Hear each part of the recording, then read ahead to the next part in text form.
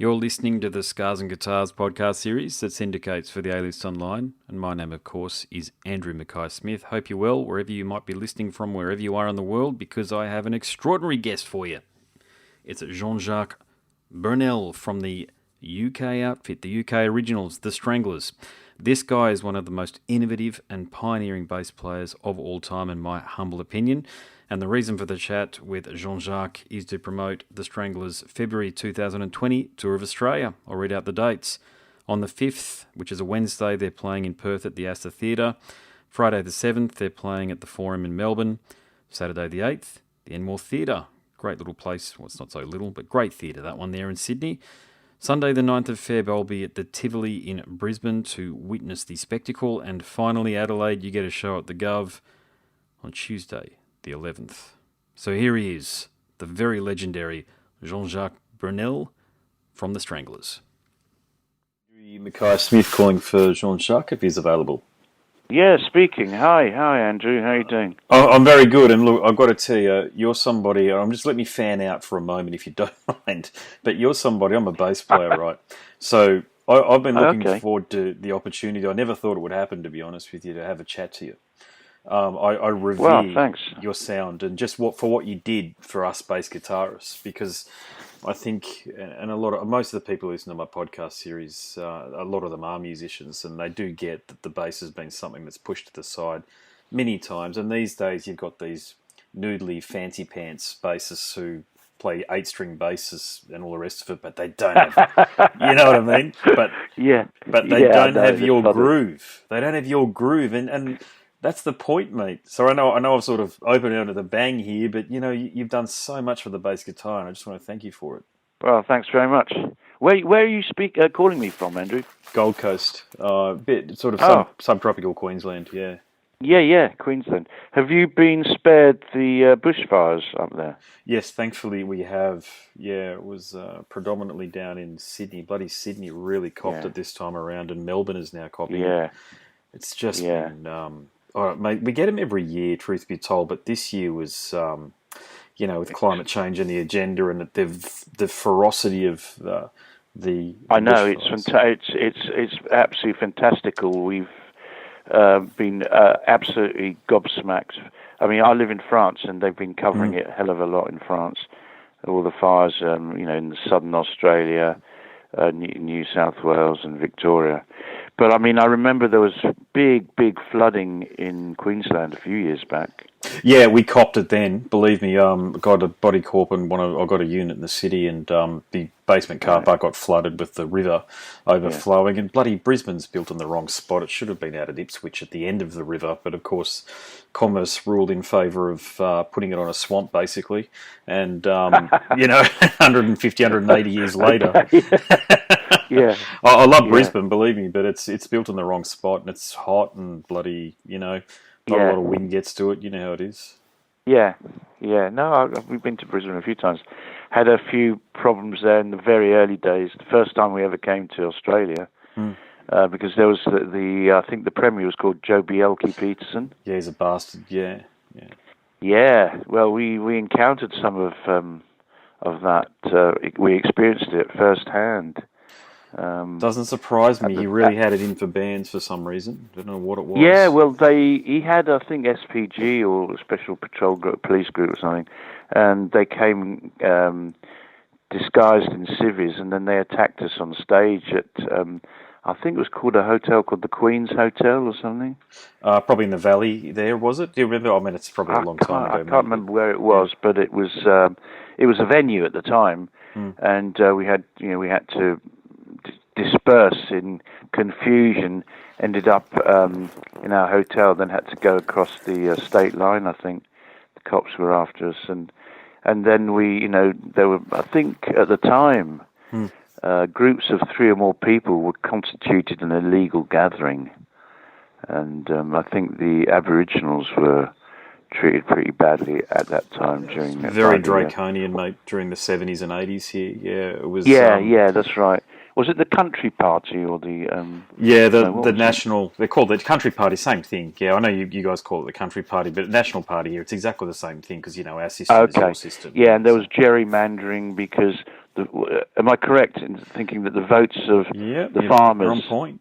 were outweighed the votes of the city people or something? And well, there was more electorates. There was more electorates in the country areas, and they had the equal amount of say as to what the more populous city areas did. And exactly the same thing that they're talking about in the States with this electoral college business. With Trump being able to get in as he did, without the support of the popular vote, if you like. Well, that was happening constantly here in Queensland. And the problem with Joe Bjelke-Petersen, he was basically a dictator, really. He was an autocrat. And he was knocking down beautiful old buildings in the middle of the night without any consultation. Right. And then he was bashing up you guys, and people were jack of it. Yeah, I mean, people were jack of it, mate, and it was, even football players used to cop it, mate. Like, nobody was, rugby league and rugby union players I'm talking about used to cop it. It felt like nobody was immune from it. There was this... amazing. And there was all this illegal gambling and illegal prostitution, all the usual stuff you get when you've got an oligarch like that. Ruling with an iron fist. Yeah, well, fortunately, long gone. But yeah, it made a deep impression on us. In fact, we wrote a few songs about it. Is that right? At the time. What song was that? There was one song on an album called The Raven, a song called Nuclear Device.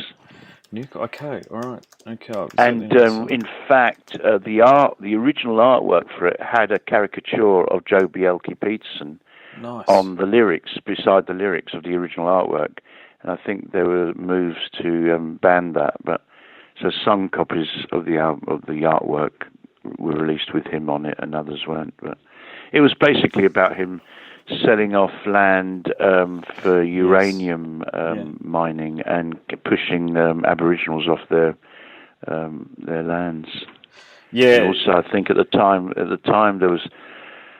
The Gold Coast was built up, and these high-rises were fucking up the daylight, and they were right on the beaches, and he'd sold all those rights to Japanese developers and everything. I remember all of this, mate. Yeah, this is all, my formative years as a kid growing up, and my first introduction to news media was hearing these stories. And you're right. I'm from the Gold Coast, so I live here, and I've seen it go from, I wouldn't say seaside shanty town, but you know what I'm saying. It was certainly just a place where for sure, we had a few high rises to basically a city nowadays of well over 600,000 people. Really? It's incredible, mate. There's so many people moving up from Sydney and Melbourne because Sydney and Melbourne, probably similar to London and Paris, it's very hard to live there if you're sort of earning less than $100,000 a year. Well, it's overpriced. It's overpriced and overcrowded. I remember going up, doing a little road trip up to Noosa. Nice, beautiful. From Brisbane, so that's a good drive. Yeah, I spend a lot of time up there too. I've worked up there, and also Cairns too. And I rate it very highly up there. It's not very urbane, which is nice. It's still got that country rural flavour. Yeah, and Burham Head there, I think Burham Head. Oh God, you might. Yeah, there's so many to be honest. Yeah, I've got. But Noosa, Noosa, you wouldn't recognise it now from when you were there last. Actually, I've got to say, right. Okay. It's very like a lot of Sydney and Melbourne money being poured into it. So we call it. Locals call it. The most. Well, some locals call it the most northern suburb of Sydney. because because of what it's like there, it's a bit different now. Okay. So, but mate, this tour, I mean, you're very familiar to Australian audience, and you are beloved, and I really hope you know that, and that other interviewers have said that to you, mate, because you. We have found an audience in Australia, and they're really well informed, and we've had just lovely, great. What's the word? Communion. When you get on well with the people, everything is what's the term? Symbiotic relationship. We both get something from it, and we really enjoy playing to Australian audiences. That's why we've come more often in recent years. I mean, it's been great. For many years, we were kind of persona non grata because promoters didn't want to touch us because of all the hassles we had in the early days. That seems to have passed, Yeah, of course, and Look, I mean, I've got to ask because I mean, you really, apart from being pioneers, you're survivors as well. I think is it's got to be said because there's very few bands from your era when you first broke and really did all those wonderful stiff stuff that you did back in the 70s and 80s that are still around and still going and relatively intact. It's got to be said. A lot of bands like you guys are nothing like the Beach Boys, but you know what I'm saying. Mike Love's up there making a ton of money, and everybody else is gone or doesn't want to have anything to do with it. But not with you guys. You know, and Well, we were lucky in as much as the personalities didn't clash in this band, and also we eliminated one of those horrible reasons for bands to change amongst themselves. In other words, you know, I've seen it happen so many times. You get one guy who tends to write more than the others, and so he gets more royalties, then he gets more attention, and then the dynamic between former friends changes. You know, you start out as equals, as mates, and then one person or two get on the ascendancy, and it changes the dynamic, and you get jealousy, and all it's to do with is money and ego. And if you can eliminate that from day one, you're all on the same path, and everyone has their own, I don't know, job within the group of people, you know, and so they all invest in it emotionally, equally. Yeah. But why do you think a lot of it's a tough question to answer? I appreciate that, but you guys obviously took a more inclusive route where everybody had an opportunity to have a say, and that's really obvious with yourself and the wonderful bass lines that you could craft that really nobody else was doing in the era. You were really the guy.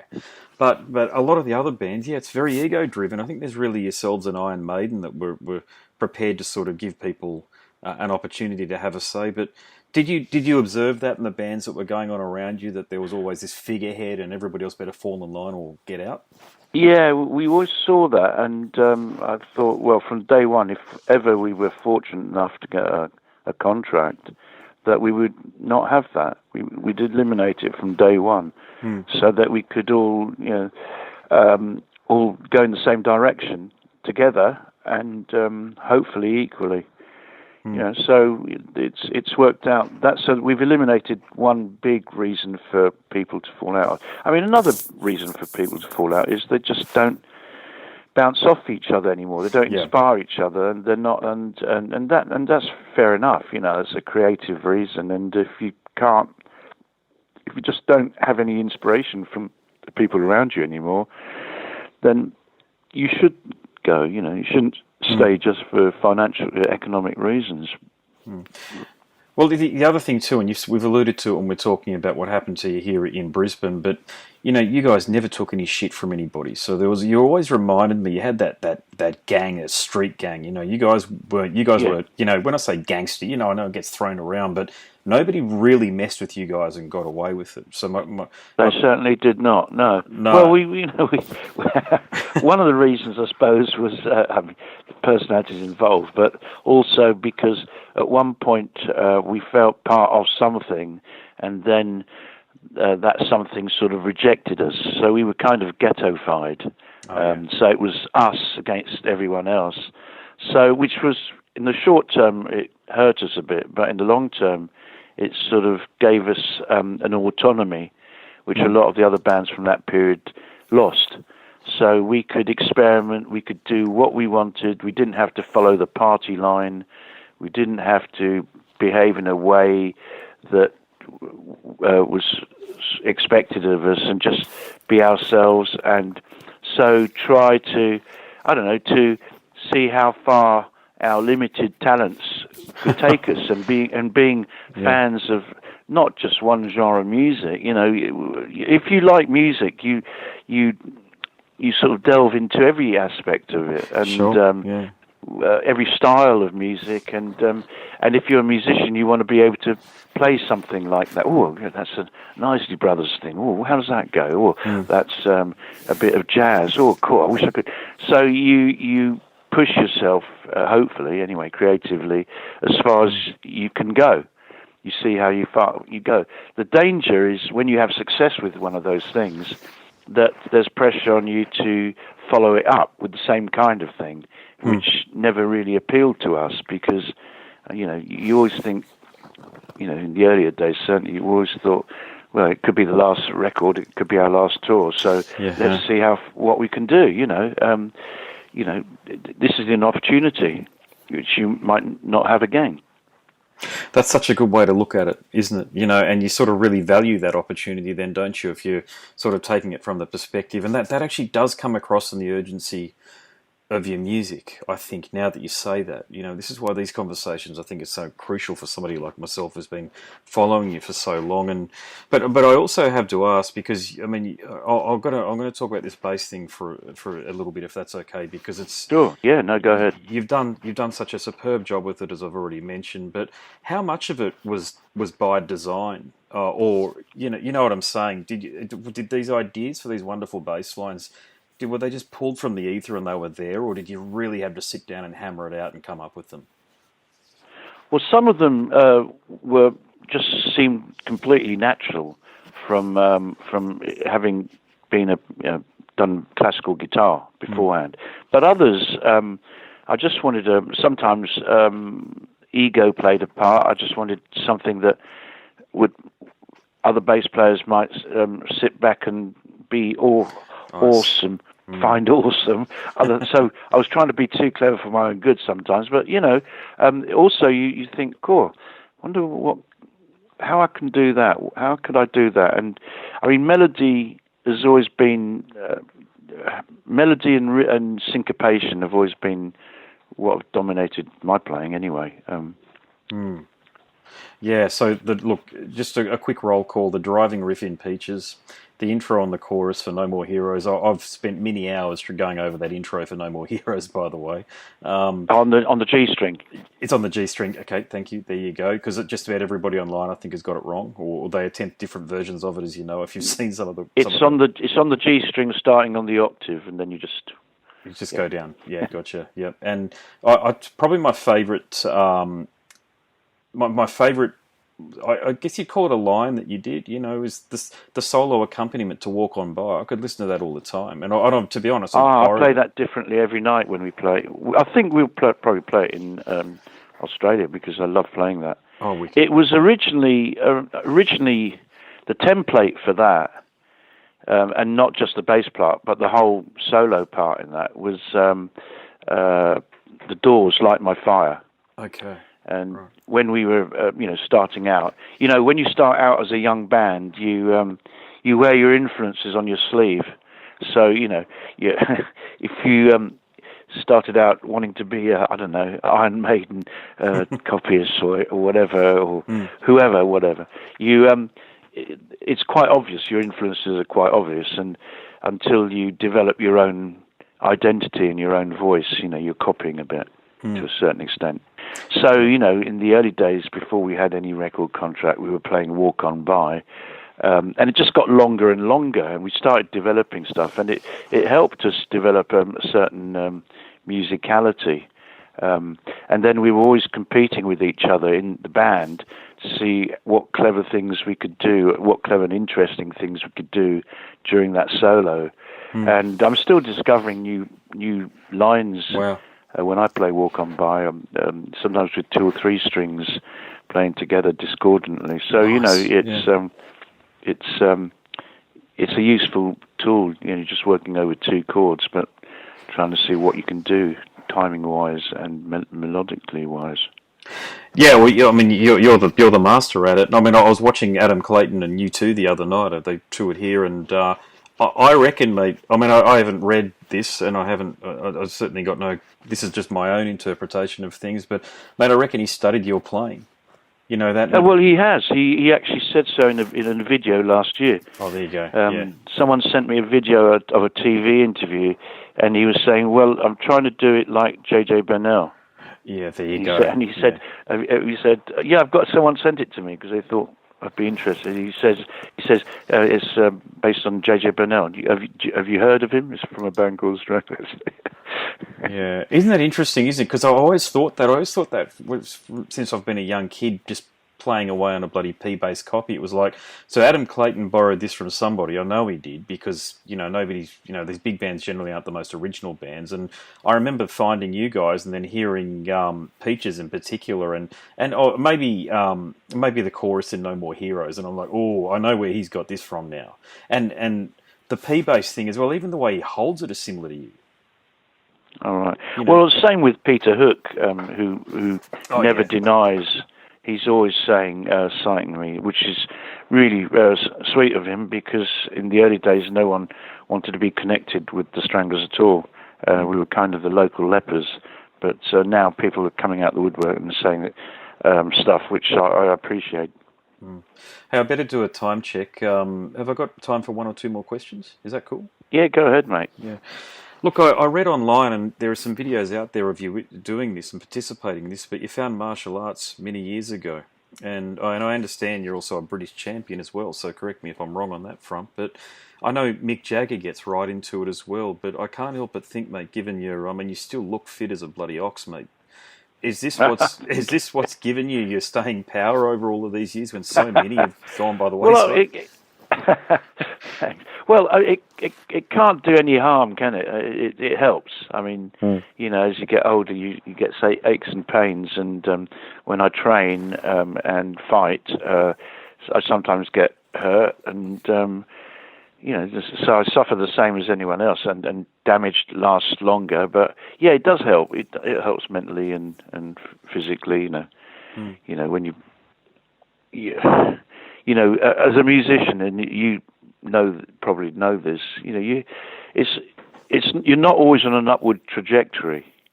So you have ups and downs, and if you're in a band like Stranglers who've experimented stuff, so you don't try not to repeat yourself.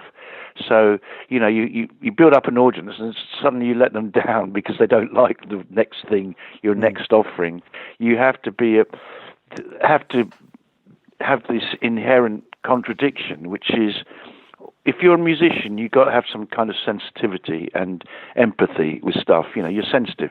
But on the other hand, to survive all the knockbacks and the ups and downs, you have to have a bit of a thick skin. So that's the inherent contradiction in being an artist in general, or a musician.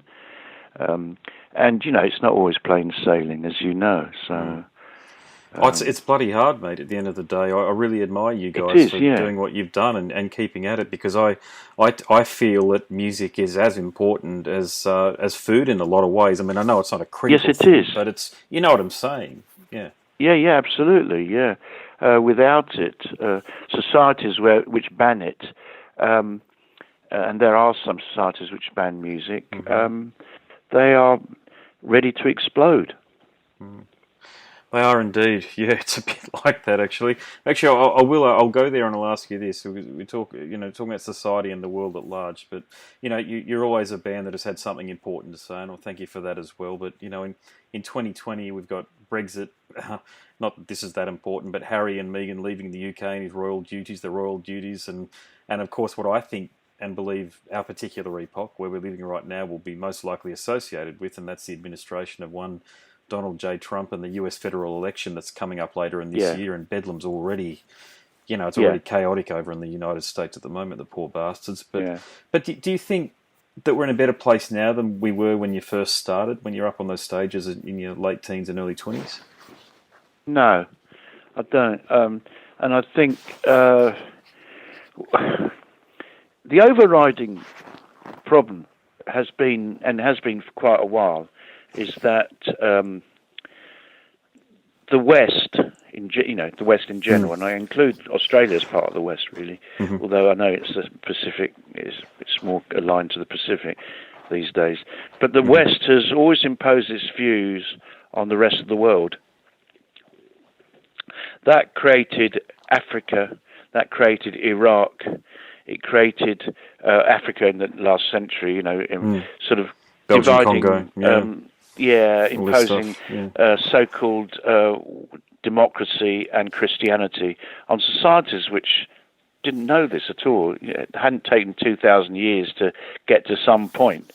So, and then the Americans over the last few decades imposing their view of democracy on countries which weren't ready for it.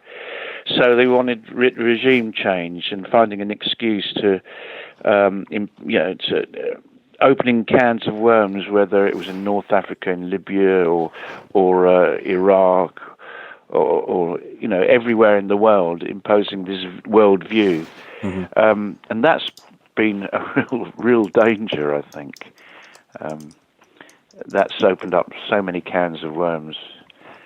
So are we in a safer place than when we started out? I don't think so. I think the world is fracturing, and it's also I don't know. You've probably noticed this, but the retreat of democracy.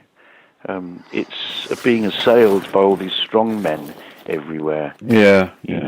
What do you think? What's your view on country? I know you spend a lot of your time. I understand you spend a lot of time in France, and I should say, je ne parle pas beaucoup de français. Un peu pas seulement. Not bad. I understood what you said there. Thank you. Don't speak too good French, but that's okay. Oh, there we go. As a kid, I used to go to New Caledonia, you see, with my grandparents. Oh, right, yeah, which is a French dom-tom. Yeah, and of course they didn't speak English, and I had to learn how to speak or try to get by anyway. Okay. So I'd point. What were you doing in New Caledonia? My grandparents used to just holiday there. I think it was because my grandfather was in the army, and he liked being over there and catching up with some people that were over there. And it was just because it's nearby. It's only 2,000 k's away from me here. It's so close. Oh, right, okay. Hour and a half away. It's not too far. But I noticed, with the there's been more protests in France and in Paris. I think just yesterday, it was, and a lot of that has got to do with regular people feeling as though they're having their everyday rights being taken away from us. Now, that's my take Absolutely. on it. Is that how you see it as well? Yeah, absolutely. Although it does tap into a very conservative streak in France, in as much as there are needs. There's a need for reform on quite a few fronts, and of course, no one wants to have things taken away from them, which is part of the problem, because there are special. For instance, at the moment, it's a pension reform in France. So a lot of people don't want certain privileges taken away from them, which they acquired because of a specific status. For instance, the train drivers used to have to put tons of coal into their locomotives, and that was a hard job. So they could retire much earlier than other people.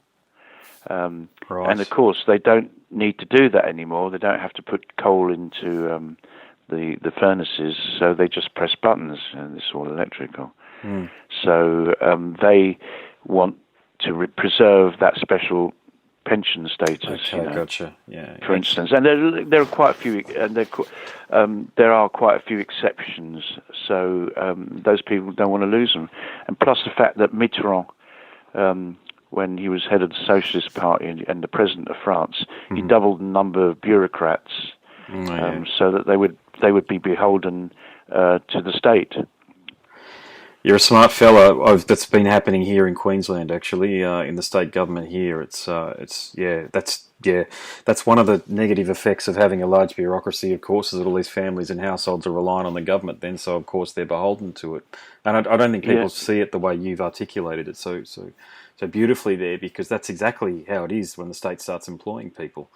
Yeah, exactly. Well, imagine if the state employed everyone, which in some countries they did. Well, so then you get complete, paralysis, really.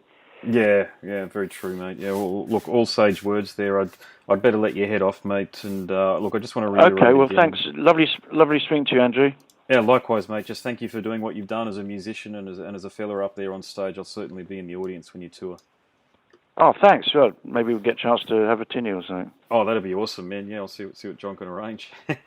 Well, the Tivoli's a pretty cool place. I like the Tivoli. I think that's where we're playing in Brisbane. Yeah, best place to play in Brisbane, I reckon, that one. It's a beautiful old building. It's been around for years, and sound is great. Sound is great in there. Yeah, it is good, yeah. I'm looking forward to it. Well, all the very best. Nice speaking to you. Likewise, mate. No worries at all. Take care, Andrew. To catch you. All the best. Bye. Thanks, bye. You've been listening to the Scars and Guitars podcast series that syndicates for the A-List Online. And of course, my name's Andrew Mackay-Smith. That interview subject was the very legendary Jean-Jacques Burnel from the UK outfit, the Stranglers. Thanks so much for listening.